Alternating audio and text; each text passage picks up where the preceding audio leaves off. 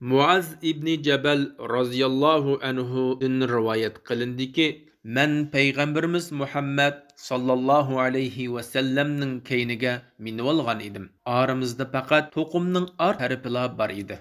Payg'ambarimiz: "Ey Muaz!" dedi. Men: "Xo'sh, ey Allohning elchisi, hozirman" dedim. Bir oz mang'andan keyin yana payg'ambarimiz: "Ey Muaz!" dedi. Men: "Xo'sh, ey Allohning elchisi, hozirman" dedim. Bir oz mang'andan keyin yana payg'ambarimiz: "Ey Muaz!" dedi. Men: "Xo'sh, ey Allohning elchisi, hozirman" dedim. Payg'ambarimiz: "Allohning bandalaridagi haqqi nima, bilamsan?" dedi. Men: "Alloh va Allohning rasuli yaxshi biladi" dedim. Payg'ambarimiz: "Allohning bandalaridagi haqqi Allohga hech narsani shirk qilmay ibodat qilish" dedi.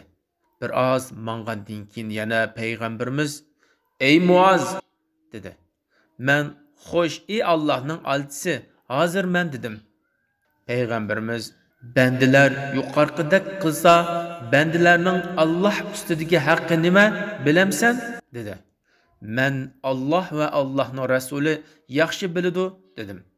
Payg'ambarimiz: "Bandalarning Alloh ustidagi haqqi ularni azoblamaslik" dedi. Buxoriy va Muslim to'plagan.